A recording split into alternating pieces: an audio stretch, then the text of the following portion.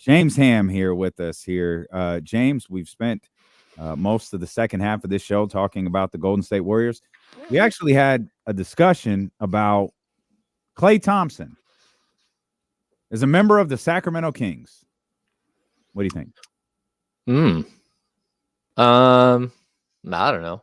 I mean, you can always use more shooters. Okay, I'm glad you said that. Let me ask you this: if in some way, shape, or form, and I pushed against this, but let's just play along. Okay. Would you swap Klay for Kevin Huerter? I don't think I would.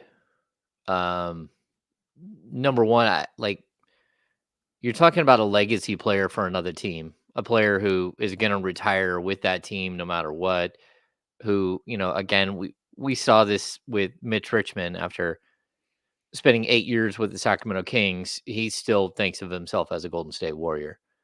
And I think I think Kevin Huerter has a connection to the city for sure at this point, but also why would you go backwards in age by so much? And I guess you could say, well, he's more consistent and all that stuff. But the problem is, with this starting group, you're not getting prime Klay, who is a second option in an offensive set. You're getting a 33, 34-year-old Klay who's had an Achilles and a knee injury and who just doesn't sure, he can shoot it, but that's kind of all he does at this point, and he's not going to be a second option on this team. So, I think everyone would like to see Kevin Huerter average more than 12 points a game that he's doing right now, but everyone also has to understand that there's so many hungry mouths on this team to feed, and when you have a guy like De'Aaron Fox who's taking 22 shots a game, it's really difficult for everybody to eat. And that would be the same thing for Klay Thompson. Klay Thompson's not automatically going to get 3 or 4 more shots per game than Kevin Huerter's getting right now. Yeah, I mean, I think I would go Kevin Huerter. And our number one thing was age too. Yeah, right. Yeah, because of the age, because of the price of the contract as well. I would go Kevin Huerter, but I thought a little bit longer than maybe a lot of people about the idea of Klay Thompson coming over here. And one of the reasons I thought about it is when you hear a lot of Warrior fans talk about the downfall of Klay right now, they talk about the system of not having spacing and all this other stuff being part of why he's struggling. And I think he would get all those things here in Sacramento. You'd have the spacing. He'd have just the catch and shoot ability to be able to knock down shots. So that's what made me think about it a little bit more. But at the end of the day, I don't think I'd make that move. Yeah, I mean, again, Klay Thompson's averaging 13.3 shots per game, and Kevin Huerter's averaging 10. I guess you could say he might get more shots, but numbers wise, Kevin Huerter's a better player at this point. Neither one of them get to the free throw line. Neither one of them are going to get you a bunch of rebounds. I think that Kevin is a better creator and playmaker. I don't know. I don't think I would make that deal at this point. And, Klay wants to get paid. Doesn't matter where he goes. He's going to want to get paid as if he were the guy he was, 4 or 5, 6 years ago. And that's, to me, it's not even close. We'll get to, sorry, James, go ahead. Well, I was going to say, Drew down in the chat brings up a good point. Klay does have a boat, and I'm a boat guy. So, but still the answer is no. Does Klay have 3 boats, though? I bet you Klay has 3 boats. He probably does. It's very possible. I think his boats have boats. I think it's possible. Well, we'll have a birds and the bees chat when it's time, James. How little boats are born. I'm throwing a flag on myself. What are we doing? There it is. What are we doing? What is happening? We'll get to the debacle at crypto last night, but we'll ask. I don't know that we'll get it today. What do you think winds up happening with Draymond Green? I think a minimum of 10 games, but I kind of feel like the NBA might do something more aggressive. So wow, okay, yeah. I went the other way, that the NBA would do something more soft. Really? I just just don't believe that they'll do it. Yeah, I think that they've been pushed. I mean, what do we see last time? Let's just use Ja Morant as an example. He got an 8-game suspension, Mm-hmm. and then as soon as the 8-game suspension was over, he did something stupid again and got a 25-game suspension. And I don't want to compare, flashing a gun on Instagram with, slapping a player in a game, but at the same time, like there's I mean, there's no business for either one of them. Like that's not part of the game to flail and slap somebody in the face. And we're not talking about like a little like accidental popped you upside the head. Like that was a full-fledged, like, what are you doing? Like there's just no business. And at some point you have to set a standard for not just for Draymond, but for the players that come after Draymond, that if this is a league that you have now, that stuff, you can't have one guy who's an outlier who's doing whatever he wants and keeps getting in trouble when everyone else has to like abide by the same set of rules. So I'm gonna guess like 10 out of men. I'd even say my true guess might even be 12. But I also think that there's a possibility of 20, of just like, hey, like, look, man, we keep warning you. It's you on all of these videos. Like, don't sit there and act like it's the replay's fault, which was one of the most ridiculous takes I've ever heard. Crazy. Well, if Just you look as- at the If you replay look enough, at any replay, it's You look gonna at any replay. Okay, so now the replay's to blame. Like that damn replay is damn an enabler. replays. He's an enabler, just like Steve Kerr, just like the rest of these guys. No, the replay is the replay, man. You slap somebody in the face, and I don't buy your excuse. Your excuse is lame. And if that's what you do, like, he's not even a guy who really gets to the free throw line. He's not a guy who goes out there and draws fouls. Like, if that's what you have to do, I don't know. Like, I'm going to throw in the Sabonis stomp, which because You should. this is all within the last it's within the last 25 games that he's got 3 or 4 major incidents within that time span. Like, it's time. It's time. It's time for him to like realistically pay for what he's doing with his paycheck. Yeah, I mean, I think that I'll get off the fence and won't say 7 to 10. I'm gonna put it at 10. I think he's gonna get 10 games. I think you start at the 5-game mark. But one of the things that really caught my eye and caught my attention, and maybe I just don't, maybe it was 100% just him trying to be accountable. I want to be fair to that as well. But I thought his press conference was one of somebody who knew, per the last discussion he had with Adam Silver, if you mess up again, it's going to be a problem. It's going to be a real problem. And he was trying to smooth that out as much as he possibly could. So while simultaneously asking Adam to not look at the replay. Don't look at the replay too much, Adam. I think You'll see anything you want to, Adam. Just don't look. Here's the problem too that he has. It's that the time in Sacramento when this whole thing happened with Sabonis, like, there's a giant, skinny, white, bald guy sitting right at half court watching the entire thing happen. So he didn't need a replay. He watched him melt down. He watched him stomp on Sabonis. He watched him jump up on top of the bench and start turning into Hulk Hogan. Like, the whole entire thing was not Adam Silver's NBA in front of Adam Silver. It's like somebody is trying to bamboozle your league right in front of you and trying to turn it into something that it's not, making it a dangerous situation. And like, look, who else is having this problem? Like, is there anyone else in the league that keeps getting suspended for violent acts on the court?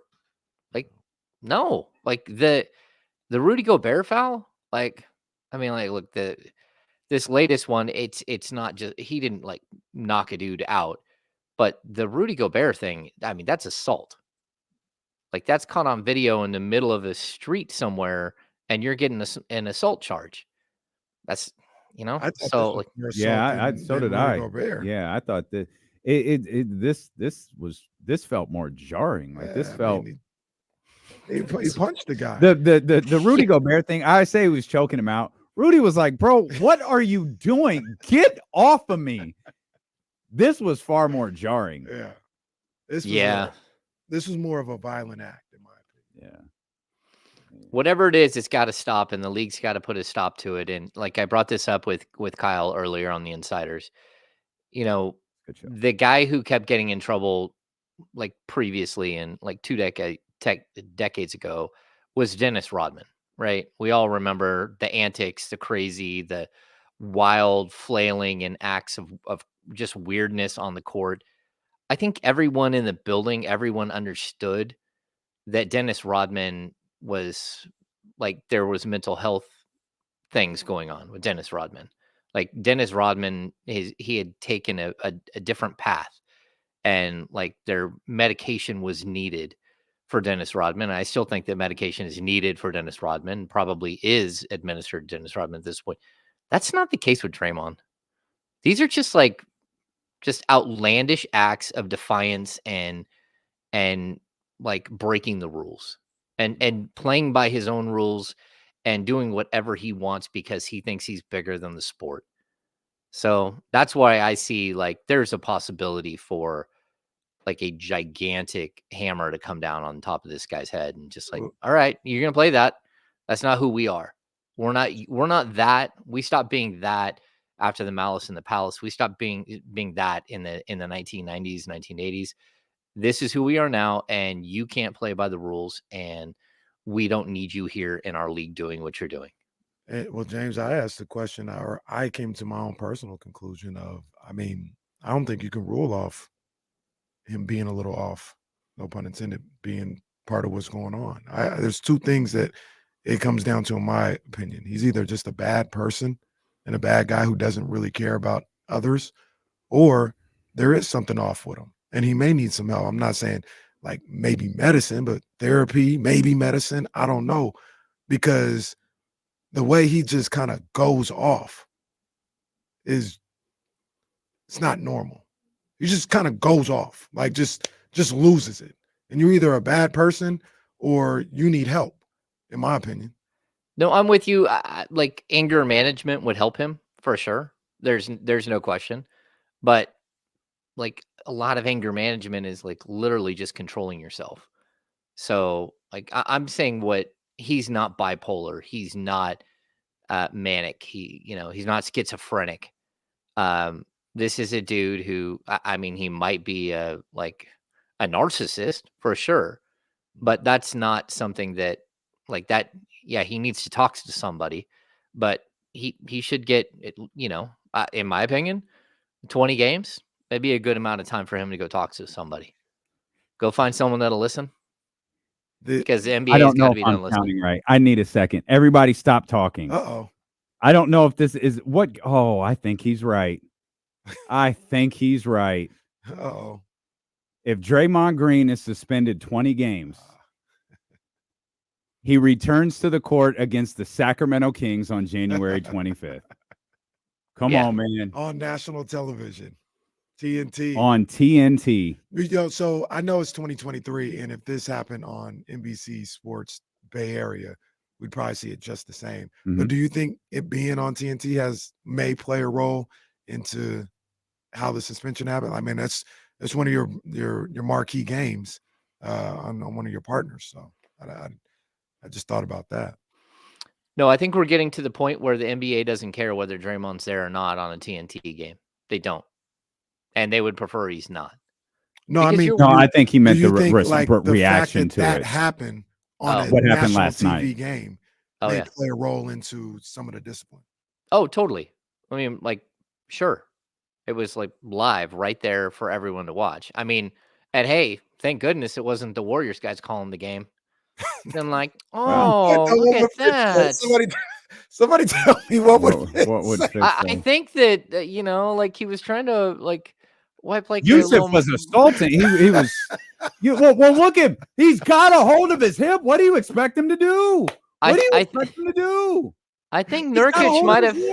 He might have had a smudge on his face, and Draymond was just trying to wipe it off. Well, I Like, mean, to be honest with you, Draymond Green, this guy, I mean, he simply was trying to turn around and say, "Hey, who's touching me?" Who was that? Was it was That's right. Stan Van on the call, right?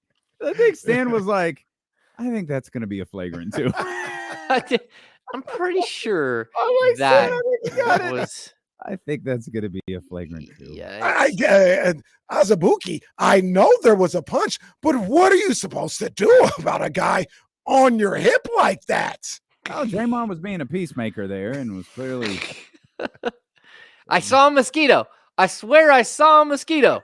Like, no, it's a violent act. Like, adios. be real. We're doing all of this to distract you from the fact the Kings got their ass kicked again They last did. night. Yeah, hey, look, why don't we talk about the Magic and the Celtics play, or excuse me, the Cavs and the Celtics played last night? We can talk about that We game. can talk about the clock ticking on our boy JB. Oh, I don't think JB gonna make it. Somebody say Celtics? Yeah, I don't think JB gonna make it. Oh man, we can talk about anything other Dante than what happened Exum in had crypto. a career night from beyond the arc last night for the Mavericks, beating the Lakers. Dante Exum back in the league. Congrats for him. How old is Dante Exum? Like 27, probably. That is. He came That's in at like amazing. 19, I think. That's amazing. Yeah, and he had the catastrophic knee injury. Yeah. And it's taken him time. He went back to play he was in out of the league. Yeah. I mean, all kidding aside, Luka he's 28. Luka had him a ball game last night. Kyrie's poor brother's on crutches, and Dallas didn't look right. And Luka was like, I got it. Don't worry. 17 assists with 33 points. Damn. I still can't believe the Detroit Pistons took Marvin Bagley over Luka Doncic. Yeah, that was That's a bad crazy. decision by Detroit. Absolutely crazy. James, if you're not in on this, Detroit's so bad, we've decided we can rewrite the narrative and say that the Pistons took Marvin Bagley before Luka Doncic. And if you say it enough, it'll start being recited as fact. Okay, that makes sense. So, yeah, absolutely. Yeah, that was a horrible pick by them. Absolutely wild that Detroit did that. Incredible. I don't know, James. Last night stunk, man. Why does this keep happening with the Kings? I don't know. It's really strange to look at their game chart for this season. Like, they're either really good or really bad. There is really no middle ground. They've had a couple of games where it's been close, but even like the one game where they beat the Warriors by 1, they had to come back from like huge deficit. There's been that type of theme in so many games. Either they blow a team out or they get blown out. And there's really no middle ground. 6 of their 9 losses are by double digits. Yeah. And one of them is by 10, but the other 5 are not even close. Yeah. Like, so I think 3 there's over 20. Yeah, there should be some concern. And I don't know who you point a finger at or who you really like what the issue is, but I didn't even think like early on that Fox or Sabonis or Keegan Murray played poorly. But yeah, 2 starters just completely like have ridiculously bad starts. And again, it's when you go 1 of 3 from the field and you're just a complete non-factor. Like, Harrison Barnes, at some point he has to step up and say, like, these are the moments where he was good last year, where you needed him to go get to the free throw line 3 times in a row. He would do it and slow a game down. It's just not playing the same way. He's not getting the same opportunity. And I don't know how, like, again, a lot of people are like want one specific person to take the blame for some of this. I don't think it's one specific person. I think multiple times this season, they've walked into a game where they really didn't look like they were ready to play. And I don't know what to make of that. And they've, more often than not, it's been on the road this season versus at home. But still, like, those are some of the games we've seen this year just unacceptable. It's fine to lose. It's fine to be 13-9. It's not fine to be 13-9 and 6 games you look like you're not competitive at all. Yeah. So last night was embarrassing. And one of the things that we talked about earlier in the day, or my thoughts was, I wonder, I'm struggling with whether or not I feel this team has a mental toughness issue, because it feels like the way they continue to get beat down on these back-to-backs, like you said, not just losing. There's no shame in losing in that situation.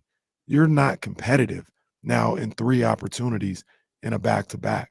And it feels like they come in falling into the built-in excuses as to why they're going to lose that game. And that's a lack of mental toughness to me. Do you think this team, and I hesitate saying that because there's been moments this year of them showing mental toughness. So I don't want to say that's who they are, but do you have the same feeling that this team, whether it's mental toughness, whether it's focus, that they're lacking what you need emotionally, maybe to go up to a championship level right now? Yeah, there's something that's lacking, and I don't know what to make of it. Like, again, I would like to tell you that there's like just a magic button that can be pressed and that everything will be all right. But that's the problem. Like they have, they're streaky. And every time they start winning, it's like a long win streak. Anytime they lose, it's like, they start plugging away. But like even their wins, a lot of their wins, they're not even close. So like the hot and cold nature of this team is really strange, and it's hard to put a finger on. I mean, I think they already have like 5 games this season where they've won wire to wire. Mm-hmm. So either they got it, It happened the other night, or they don't. Yeah, yeah. like on Monday night they go wire to wire. The next night they can't do anything. It went wire to wire in a different way last night. Yeah. Actually, Yeah, they did the league yesterday. They were up like 11-8 or something like that. It was a glorious moment right there. Hey, when they say cherish the moments, the Kings are up early in the game, cherish it. I said tonight's gonna be different. Yeah, you just don't know. Just cherish the moment. I want to ask you some more in-depth questions, and I know how your answers can be for those. So let's step out for a minute, and we'll come back and we'll talk much more with James Ham about the NBA and, of course, about the Sacramento Kings who are back home. If there's anything positive, they so far have a very good record at home, and they've got a lot of home games coming up against some very, very tough teams. So we'll talk about that and a variety of other subjects when we return here with our Kings Insider of the Insiders here, James Ham with the 1KC on Sacramento Sports Leader, ESPN 1320.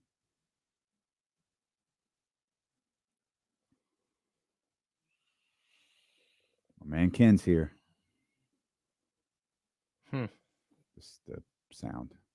Oh, he's bumping the commercials.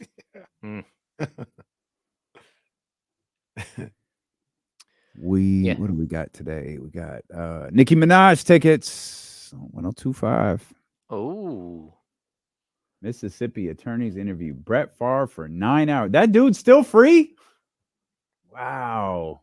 If y'all ever want to get away with a crime, just rob poor black people. That's it. You're good.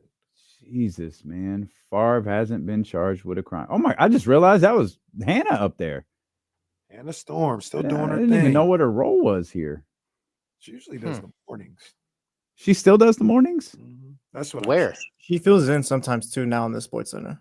Oh, the morning Sports Center. Okay. She does, and morning is loose. I say that loosely. It's like 11 o'clock. Oh, okay. So it's midday for the East Coast. Yeah.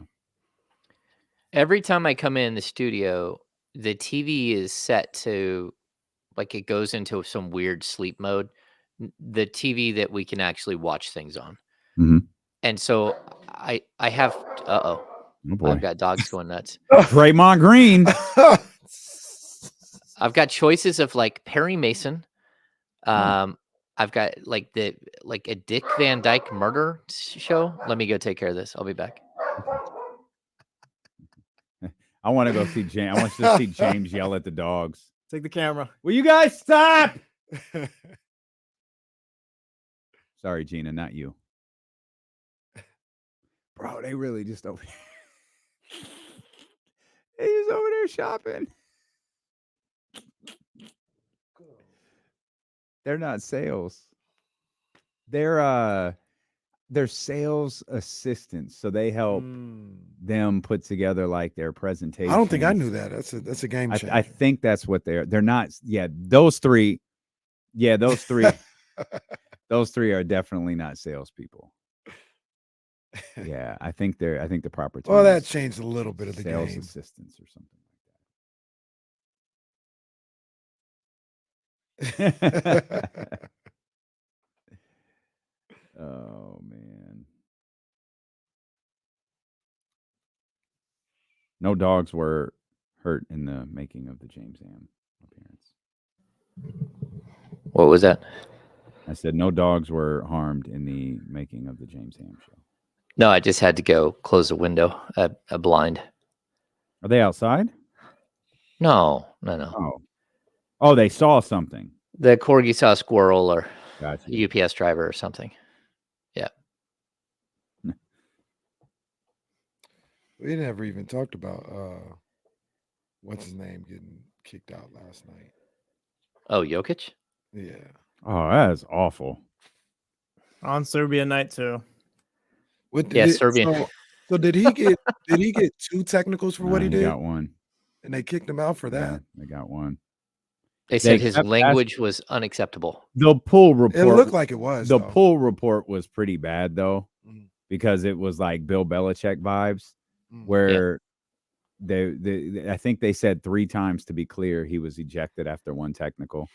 Like that was unless there was a weird like misprint in the pool report. They said that like 3 times. And they said what he said was egregious enough to be thrown out after one. On Serbian, Judging, I think Jill said it was like Serbian Heritage Night or it something. was to be fair.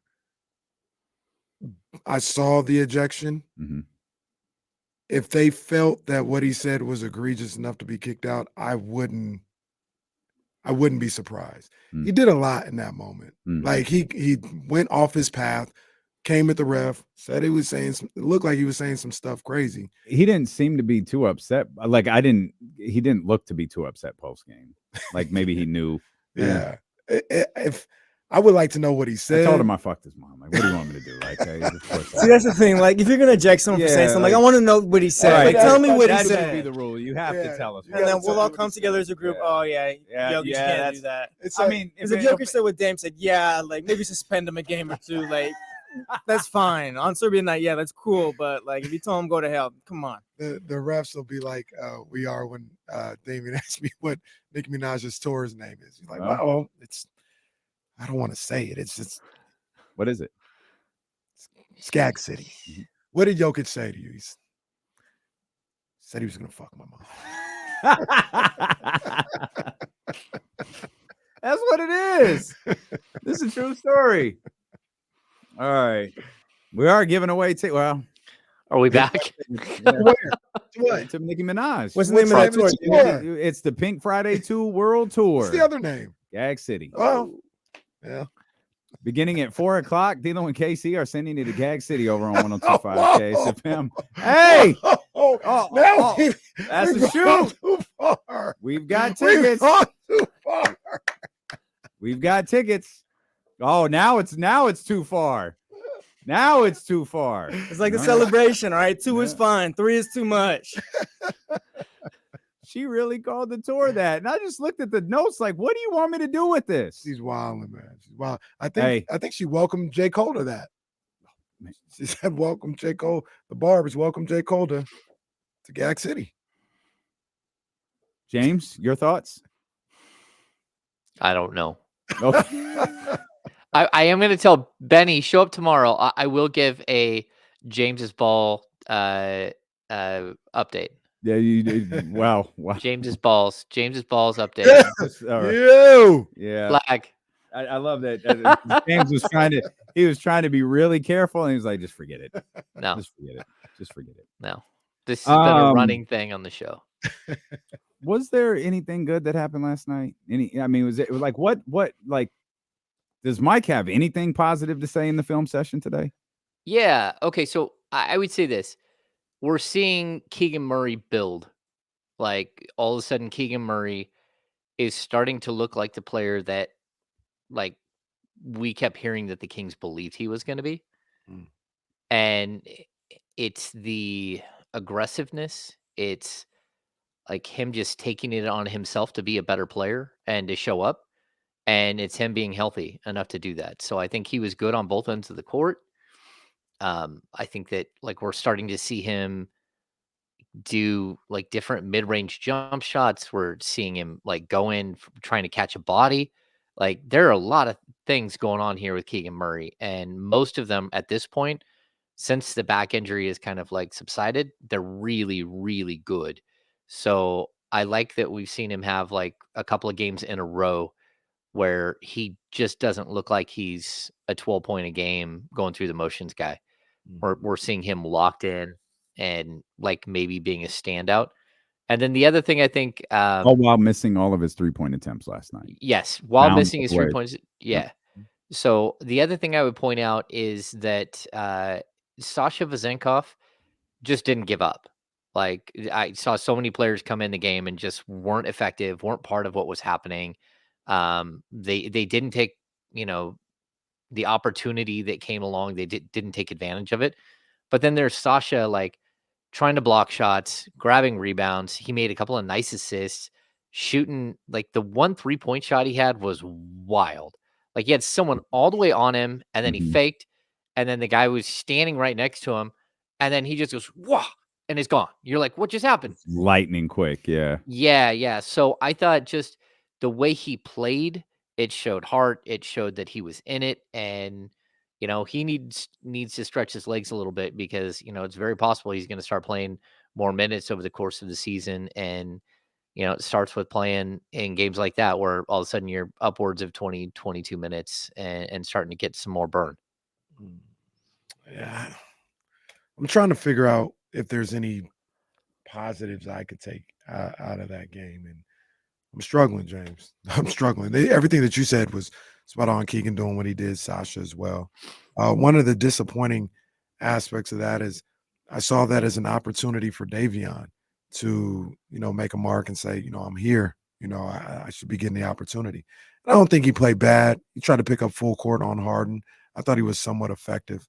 Um, but I didn't see anybody. Kessler, I was asking for Kessler to get in the game, and I didn't think he stepped up. So I looked at guys who aren't necessarily in the rotation and them having an opportunity to kind of show what they could do.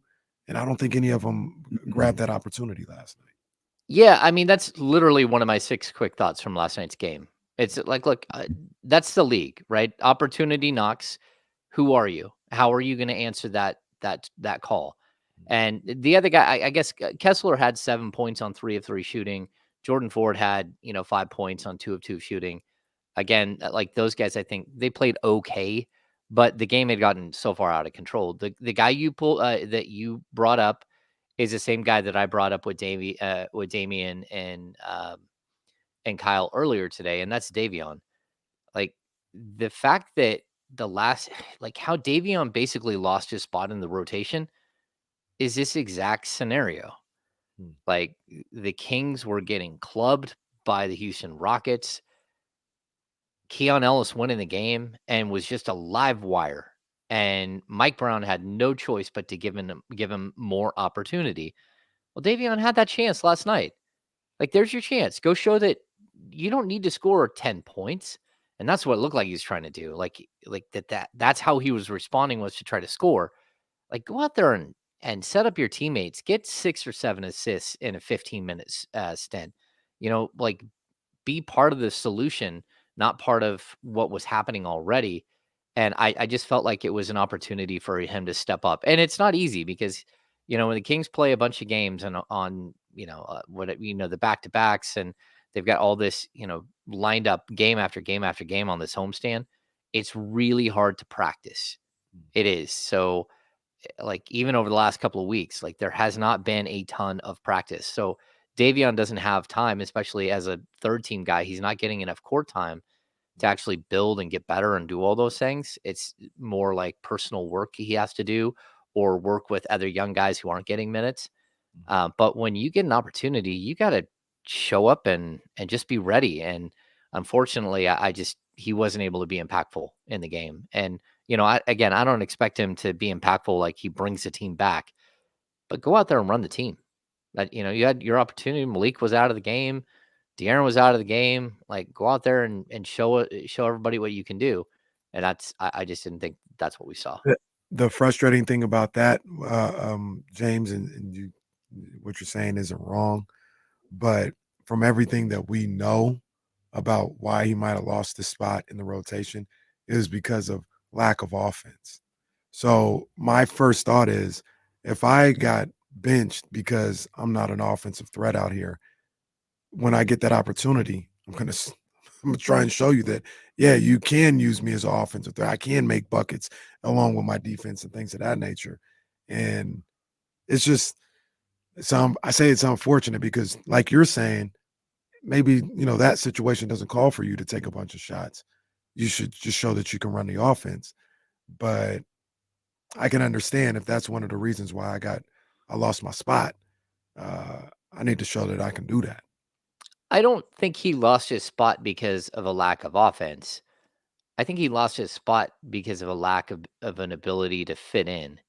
And not only that, but like sometimes somebody else brings something different. It doesn't matter what you bring, somebody brings something different to the table. And Keon Ellis walks on the court. He fights through screens better than anyone else on this team.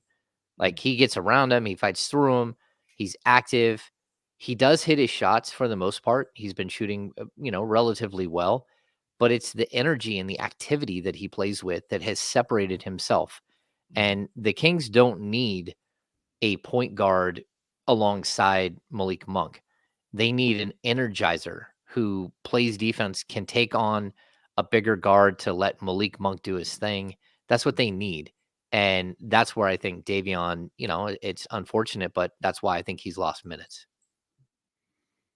And I don't imagine what we saw last night is going to help him moving forward. There's nothing in terms of minutes to take away from anything we saw last night, in my opinion, other than the Keegan Murray minutes. I think the fact that Keegan played 31 shows like Mike kind of bought into what he was doing a little bit. And we talked, James, earlier on your show about tone setters. I think you have De'Aaron, and I think you have Malik. And I felt maybe, and this could be reading a little bit too much into a really, really bad game, but didn't have anything else to do. Maybe Mike was trying to help Keegan establish himself as a tone setter for this team. Yeah, I think it's very possible. You're trying to build his confidence, like one brick at a time. And I get it.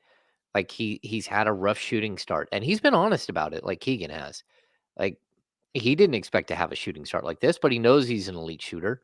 He knows that, he set the record last year for rookies, and it's only a matter of time before they start falling. I mean, we saw it even the game before. He was hitting threes in the second half. Actually, he was excellent in the third quarter on Monday night as well. I think that the Kings have had this vision of who Keegan is and who he will be.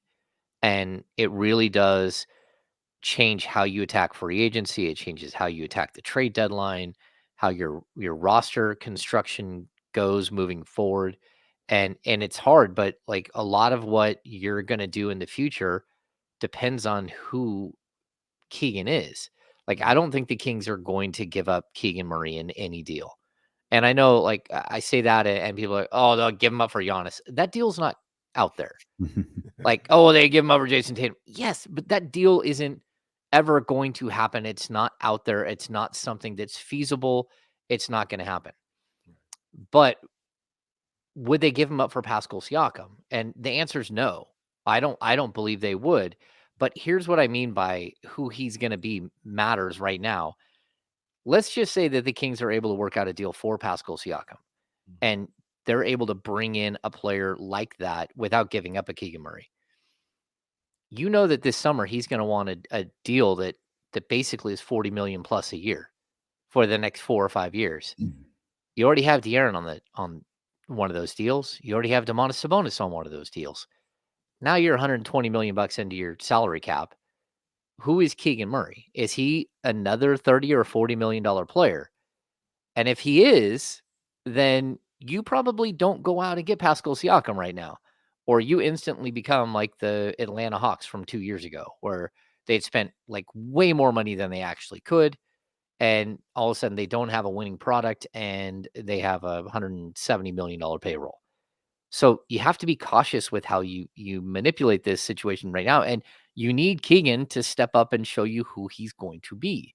Because there's a big difference between chasing him, chasing Pascal Siakam, or even taking a step backwards and chasing an OG Anunoby who might be a 25 to $30 million player.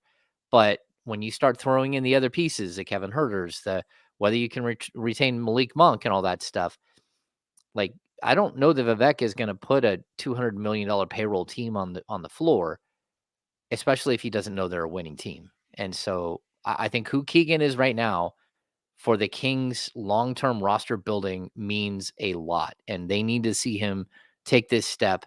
And it doesn't have to be the step that's crazy. It doesn't have to be the 22 or 25 points a game.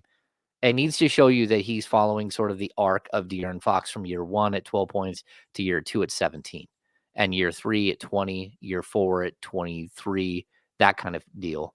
And that's where, like, I think all of this matters for the Kings and for Keegan. Do you we talked about it earlier on the show as well. Do you think the Kings need to make a move? Maybe not right now, but this year to get to where they're stating they want to be as far as championship contenders? Yeah, I mean, I personally don't think that they have a championship contending roster right now without like major help along the way. Mhm. But I don't think that they're that far away. Again, Keegan can play into that conversation as well. How far away are you? It means a lot if he's another guy that fits into the Harrison Barnes, Malik Monk, Kevin Herter status window, or if he's a player that's above that. And one of those guys takes a leap as well. But yeah, I've said it repeatedly. I've told you guys the whole time, like for the last couple of years, this team needs more length and athleticism at the 3 and the 4, but it's got to be players that can actually get on the floor. And unless they're able to find like major update, like playing around on the fringe, going out and getting players that might be in your rotation, might not, that's not what this team needs. They don't need an upgrade at number 8, 9, 10, 11. They need an upgrade at number, I don't know, 3, 4, 5, so they can push some of these guys down a rung to where they might be more naturally fit. Well, real quick, I mean that's kind of what we talked about. Like the Kings aren't small, they're not short. They've got those type of players that you're talking about physically. They need better ones. Yeah. Harrison Barnes is not 6'2". He's 6'8". Keegan Murray 6'9". Kevin Herter 6'5". Like they physically match up a lot of the times. They're just not good enough right now, it feels like. Yeah, And I would say that they're also like if you look at Herter, you look at Barnes and Murray. Like, yeah, they're 6'7", 6'8", and 6'8", I believe. But they're not like 6'7", 6'8" with a 40-inch vert and a 7'3" wingspan. That's the guy that they're missing. Even Kessler Edwards probably has like a 7'1", 7'2" wingspan. Like that dude has super long arms and should be able to defend up, right? That's where the Kings lack. And then the other thing I would point out too is that length and athleticism bug them, but length and physical bug them more. So like the Kawhi Leonards of the world, it's not just that you're facing like a long and athletic guy like Brandon Ingram. It's that Valanciunas and Zion are so physical that I think that that's the other component that the Kings really struggle with. It's not just, again, length and athleticism. Minnesota, they walked in there and they beat Minnesota. Like those guys aren't super physical. That's what I think where I would make the distinction of what the next step is. The Kings need to be able to deal with the physicality of some of these long and athletic players because not everybody is that. So they just have they've got to figure it out, or they've got to get different players. On December 15th, just a couple days away. And Ham, they were saying that you said Harrison is December 29th. Yeah, he can't be traded until December 29th. And I was confused as to why that is, and someone brought it up in the chat. It's 6 months from the day he signed his extension. So he signed his extension on June 29th, right before free agency started. and that's why it's January. It's December 29th. But Well, that's you know who can What? be traded on the 15th? Draymond Green. Oh, Good luck Yeah. with that. That's not Who would say we're bringing in Draymond Give me that Green? guy. Virtually the entire Los Angeles Lakers lineup can be traded in 2 days. Man, quite a bit of the Milwaukee Bucks can be traded as well. The only Sacramento Kings that can be traded are Alex Lynn and JaVale McGee. What about Trey Lyles? Oh, well, Trey Lyles' name is not on this list for some reason. Well, that's strange. I think he's also December 15. It's all right. Trey ain't going nowhere. Because they waited until the day of like free agency morning at 12:01. I remember He that. signed. Yeah. No, I remember that. They've responded for the most part pretty well. They got blown out by the Pelicans, lost to the Pelicans in the next game. They got blown out by the Clippers the first time and responded by beating Denver. They've gotten blown out by the Clippers again. And now they've got a game against the Oklahoma City Thunder tomorrow. We mentioned, James, before the break, the Kings have been pretty solid at home. 7-3, I think, so far at home. It's like 6 home games coming up. Tough teams. Oklahoma City's in there. I know they got Utah Saturday. Minnesota's in there somewhere. I think Phoenix is back.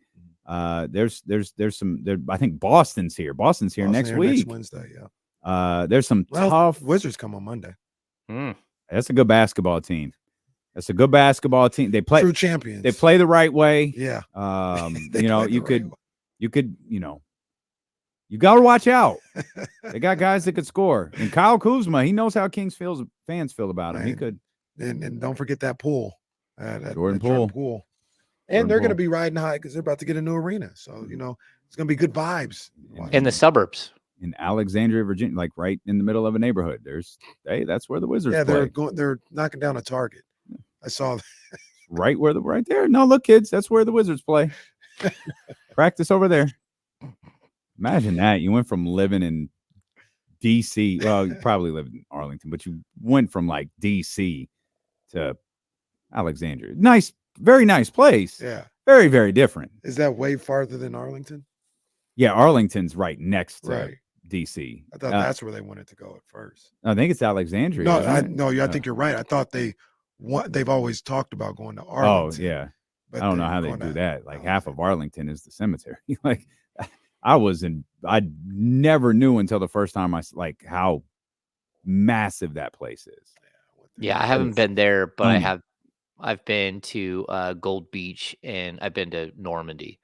And like it's the same thing. Like there's a cemetery there. It's just miles. Yeah. Like that's what it feels like. Yeah. Of white crosses. There's no cute transition here. So let's just get back to Sorry about that. Yeah, no. That was I don't know how. Oh no, we were just talking about the Wizards. We were talking about talking about the Kings playing at home, and if you want to establish a home court, man, this would be a hell of a stretch to do it. Yeah, this is it. This is one of those early stages, and like look at this team. Just feels like they aren't that far away, but like they have to figure out this weird like heavy swing. Like from wins to losses, like that momentum that they keep losing and then gaining. But if you need to probably go 4-2 on this homestand to really solidify yourself as like in a good spot. And then have you guys looked at that weird 3-game road trip they have at the end of December? Yeah, where they play don't even play for the last week of December.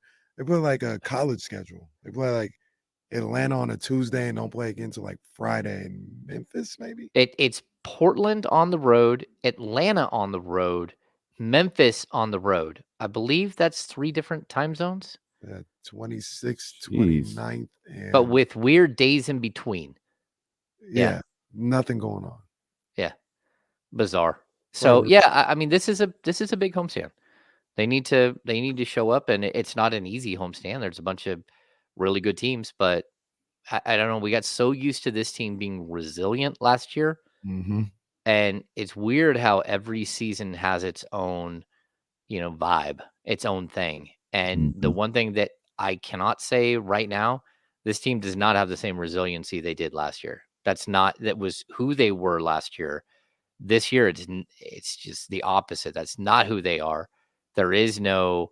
They have games where there is no fight, and then it's just it's over early, and you're like, wow, I don't know what just happened. So the turnoff games where you're like you just turn off the TV. Oh, that was tough. I wanted to. I was there. I said, they're not gonna ruin this pizza. Yeah, I made the mistake at getting a cup of coffee so I can stay up to watch this 7:30 start in a bad Oh basketball. yeah, we haven't even discussed that. Well, shout out to the 7:30 awfulness. Shout out to the 7:30 start. There's Then I couldn't sleep until 2, and I'm like, reason whatsoever for a 7:30 start. Shout out. yeah, Absolutely none. Rock with the 7:30 start. It's ridiculous. Hey, you guys want to hear All the more reason to hate Los Angeles. You guys want to hear just an interesting stat? It's just kind of mind blowing. The Golden State Warriors have a net rating this season of minus 10.2. Okay. You know who has a net rating of minus 10.1?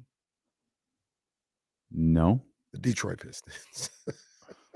oh, Yeah, that's crazy. Well, If the Pistons are ahead of you in any way, well. shape, or form, that's not a good sign. yeah. How did that happen? I'm waiting for Cade Cunningham to say like, "Get me out of here now." Sacramento. Like I am not doing this. Yeah, it's tough. It's tough to watch them. Who do they got tonight? Did they play last night? I remember they played the No. Pacers a few nights ago. I didn't think they played last night. No, they didn't play last night. Oh, they host Philly. Oh, that's gonna be a beat. And that's- Spurs are playing the Lakers. They're playing the Lakers. Yep. I assume it's on TV. They I don't keep think showing they have it. the game on TV tonight. Oh, they kept Maybe showing they- it. I assume I know it they was play on on Friday on ESPN. I don't think they play. Hmm. Oh, NBA TV. It's on NBA TV if you consider it national TV. Well, National TV. All right. It So is now. I respect. guess that the Kings have so many of them. We'll be back tomorrow. Plenty more to talk about. We'll get ready for the Kings and the Thunder. Of course, your coverage begins with James Ham and Kyle Madsen on the Insiders at 10 a.m.